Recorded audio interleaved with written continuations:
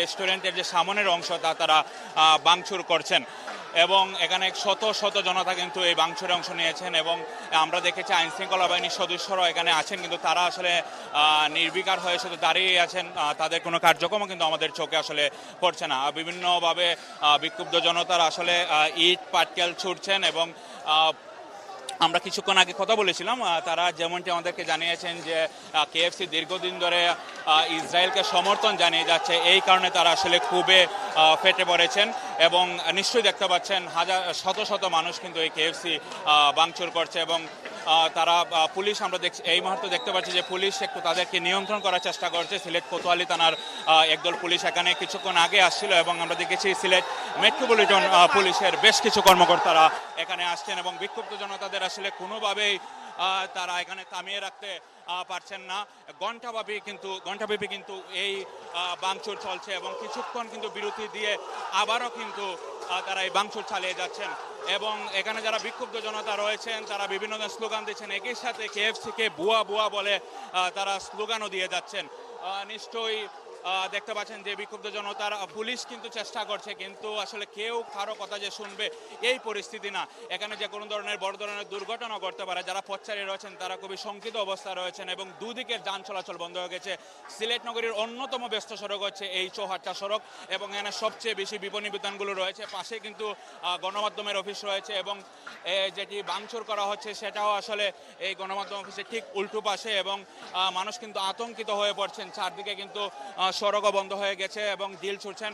এখানকার যারা স্থানীয়রা রয়েছেন তারা আসলে চেষ্টা করছেন এটা থামানো যায় কিনা, কিন্তু তারপরও আসলে ইট পাটকেল আসলে ছুটছেন বিক্ষুব্ধ জনতা। শুধু এই এলাকাত নয়, নগরীর যেসব অন্যান্য এলাকা অর্থাৎ কেন্দ্রীয় শহীদ মিনার এলাকা আমরা দেখেছি বেশ কিছু বিক্ষুব্ধ জনতা আসলে তারা সড়ক অবরোধ করে বিক্ষোভ করছেন এবং আজকে কিন্তু সিলেটের যেসব শিক্ষা প্রতিষ্ঠান ছিল সেই সব শিক্ষা প্রতিষ্ঠান ক্লাস পরীক্ষা বর্জন করেছে। অনেকে আমরা দেখেছি প্রাইভেট বিশ্ববিদ্যালয়গুলো আসলে মৌন মিছিল করেছে এবং আমরা দুপুরের দিকে আসলে দেখিয়েছিলাম যে যেসব রাজনৈতিক সংগঠনগুলো রয়েছে তারাও কিন্তু আসলে ইসরায়েলের যে বর্বর হামলা গাজার প্রতি তারা তা প্রতিবাদ জানিয়েছেন এবং পুলিশ আসলে চেষ্টা করছে তাদেরকে নিমিত্ত করার জন্য, কিন্তু কোনোভাবে আসলে তারা থামছেন না। সময় যত গড়াচ্ছে তারা কিন্তু হামলা ভাঙচুর ততই চালিয়ে যাচ্ছেন এবং এটা কোনোভাবে আসলে না থামালে হয়তো আরও বড় ধরনের দুর্ঘটনাও ঘটতে পারে। তো আমরা পরিস্থিতি খুবই অস্বাভাবিক অবস্থা রয়েছে। নিশ্চিন্তে খান স্বাস্থ্যকর অল টাইম পান, all time healthy life. KFC এমন একটা প্রতিষ্ঠান যে প্রতিষ্ঠান প্রতিনিয়ত ইসরায়েলি পণ্য আনতেছে, ইসরায়েলকে সাপোর্ট করতেছে। ইসরায়েলে এত কোত্থেকে পায় এইরকম কয়েকটা প্রতিষ্ঠানের জন্য বারবার বলার পরেও কেএফসি বন্ধ হয় না। সিলেটের মাটিতে, শাহজালালের মাটিতে কেএফসি থাকতে পারে না, কোনোদিনও থাকতে পারে না। কেএফসি ভাঙচুর করাই হবে ইনশাআল্লাহ। আপনারা আর কি কি কর্মসূচি রয়েছে? আমরা একমাত্র আল্লাহকে খুশি করার জন্য আমরা মাঠে নেমেছি। এই দুনিয়াতে কোনো ইসরায়েলি পণ্য, ইসরায়েলি দেশ সহ কোনো কিছু আমরা দেখতে চাই না। আমরা জিহাদের জন্য প্রস্তুত। আল জিহাদ, আল জিহাদ। দর্শক দেখছিলেন যে আসলে নিচ থেকে কিন্তু আসলে ইট পাটকেল ছোড়া হচ্ছে এবং যে যাবে আসলে পারছেন তারা ইট পাটকেল ছুড়ছেন এবং বেশ কিছু মানুষকে আমরা আহত হতে দেখছি। যারা পথচারী রয়েছেন তারাও কিন্তু আহত হয়েছেন এবং ভিতরে কিন্তু বিক্ষুব্ধ জনতা যখন ঢুকেছেন ভিতর থেকে তাদের যে পণ্য রয়েছে সেগুলো তারা ছুঁড়ে ফেলছেন এবং ভিতরে যে মালামাল রয়েছে সেগুলো তারা আসলে ভাঙচুর করে নিচে ফেলে দিচ্ছেন এবং চারদিকে কিন্তু একটি বিভৎস অবস্থা তৈরি হয়েছে এবং ভিতরের যে সোফা রয়েছে, এই যে আমরা নিশ্চয়ই দেখতে পাচ্ছেন যে উপর থেকে একটি কুকের পুরো আসলে বান্ডিল ফেলে দেওয়া হচ্ছে।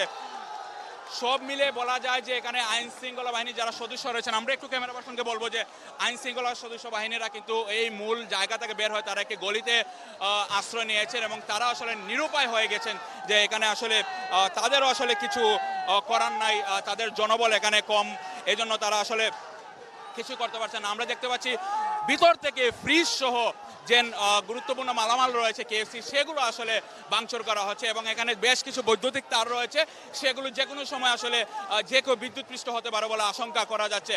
কিন্তু এখানকে কেএফসির উপরেও যে আসলে সাফরা রেস্টুরেন্ট রয়েছে বা রয়্যাল মার্ক হোটেল রয়েছে সেগুলো আসলে এই রোশান হলে পড়েছে কেএফসির কারণে এবং ভিতরে একবারে চূর্ণ বিচ্ছিন্ন করা হচ্ছে এবং নিশ্চয়ই দেখতে পাচ্ছেন ভিতরে যারা বিক্ষুব্ধ জনতা রয়েছেন তারাই কিন্তু এই তাদের যে মালামালগুলো রয়েছে সেগুলো তারা নিচে আসলে ফেলে দিচ্ছেন।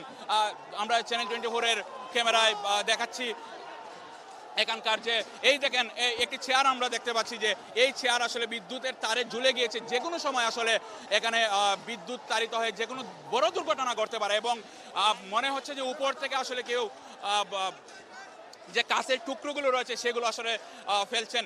বিগত 1 বছর ধরে আসলে কেএফসি এখানে ব্যবসা করে যাচ্ছিল। আমরা যাদের সাথে কথা বলেছি তারাই আমাদেরকে জানিয়েছেন যে তারা কেন ইসরায়েলের প্রতি সমর্থন জানাবে সেই কূপ থেকেই তারা আসলে ভাঙচুর চালিয়েছেন।